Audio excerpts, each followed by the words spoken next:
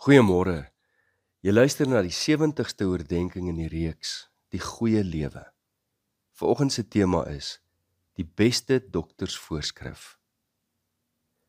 Ek het verlede week reeds gesê dat ons 'n oomblik wegbeweeg van die boek The Good Life om te praat oor die Gallup World Happiness Report wat onlangs verskyn het. Hierdie verslag sluit ten nouste aan by die tema van The Good Life. Vroeër in die reeks in oordeenking 63 en 64 het ons gepraat oor die belangrikheid daarvan om as gesinne saam aan tafel te eet. Ek het verwys na 'n boek van Leonard Sweet, From Tablet to Table, waarin hy verwys na die belangrike invloed van etenstye saam met ons kinders om die tafel op hulle welstand en interessant genoeg ook hulle akademiese prestasie. Ek moet eerlik sê, dit is vir my 'n vreemde bevinding, uiters verrassend. Ek sou nie vanselfsprekend kon dink dat etes om 'n tafel so groot rol speel in die emosionele en kognitiewe ontwikkeling van kinders nie. Leonard Sweet se boek het nou al 'n aantal jare terug verskyn en ek het, toe ek vir daardie oggendoordenking voorberei het, gaan kyk na ander bevindinge en gekyk of ek iets nuuts kan vind daaroor, maar ek het net hier en daar iets gevind. Groot was my verrassing dus toe ek die Gallup verslag sien en dieselfde bevinding daar vind. En dit juis met inligting so onlangs as 2022 tot 2024.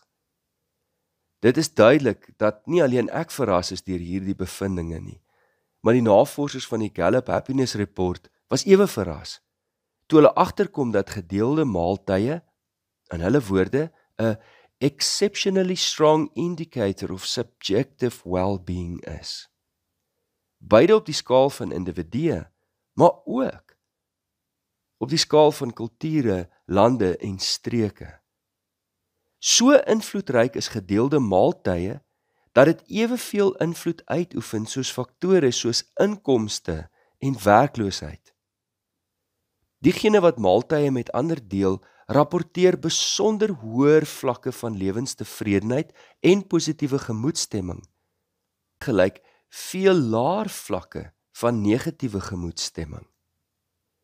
In die VSA is bevind dat mense minder en minder tye aan gedeelde maaltye spandeer, al minder, saam met ander.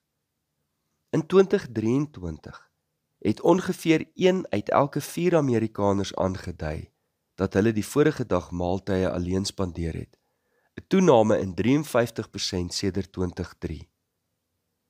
Dit is die bevinding oor alle ouderdomsgroepe, maar is veral die geval met jonger mense. Ons volg in baie opsigte hierdie tendense na in ons land.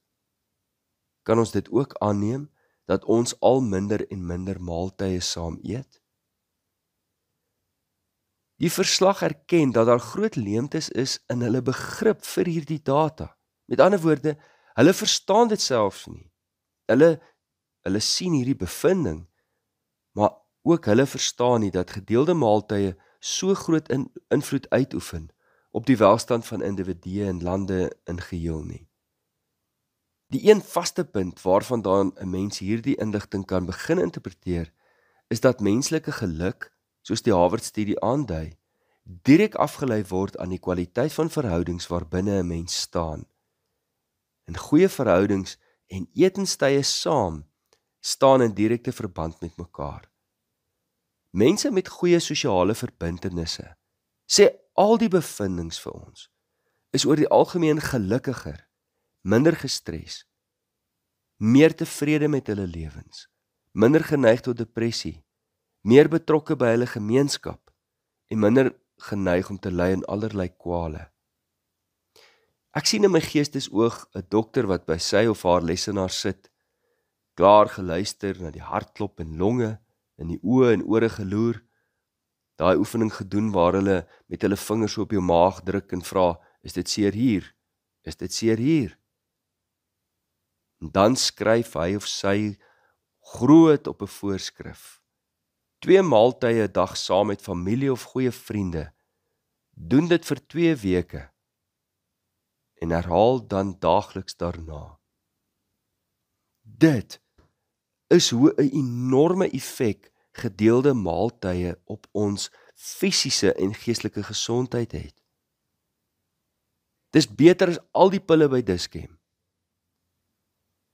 Mense met goeie sosiale verbintenisse is in hulle professionele lewens meer kreatief, meer samewerkend, meer vertrouend en staan 'n veel groter kans om bevordering te kry. Hulle is minder geneig om misdaad te pleeg, het oor die algemene hoër inkomste en leef langer as diegene wat eensaam deur die lewe gaan. Dr. Chris Peterson, een van die vaders van positiewe sielkunde, het die negatiewe effek van isolasie en eensaamheid vergelyk die rook van 15 sigarette 'n dag. Dit is hoe skadelik eensaamheid en isolasie vir 'n mens is. Ons gemeente het onlangs die besluit geneem om die aantal mense wat aktief in die bediening staan dramaties te verhoog. Ons mik daarna dat 1/10 of meer van die gemeente aktief betrokke is in diens, opgelei en toegerus word om mekaar te besoek en te ondersteun. Die aantal mense, bejaardes, jong mense, wie ook al, wat eensaamheid en hartseer ervaar, is te enorm vir net 'n paar mense om by almal uit te kom en volhoubaar by hulle uit te kom.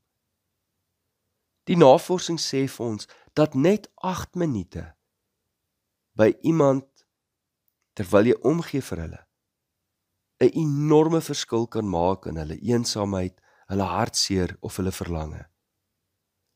Dink net hoeveel bejaardes is daar wat onlangs na die stad verhuis het. Ook wie se lewensmaat weggeval het. Dink aan die hoeveelheid jong mense wat stad toe kom en wat eensaamheid beleef.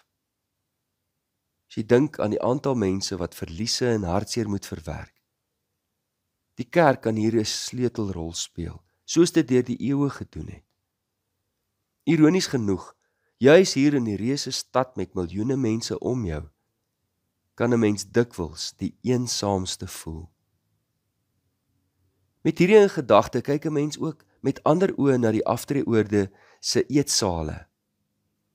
Gesien in die lig van hierdie data, is dit goed dat afgetredenes aangemoedig word om maaltye tussen anders te spandeer.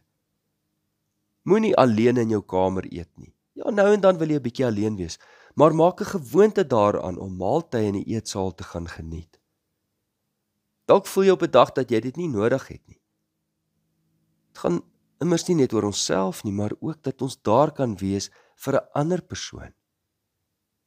Op 'n persoonlike noot. Ek en Natasha het gisteraand 'n diepte gesprek gehad oor hierdie resultate. Alles in ag genome, het ons besluit om van die kinders se aktiwiteite af te skaal, in die besonder die wat in die aande plaasvind. Ons het beslis nodig om 'n beter balans te vind tussen al die aktiwiteite waarin ons lewens opgeneem word en kwaliteit tyd as gesin. 'n Mens kan nie al die balle in die lug hou nie. Daar is net te veel daarvan.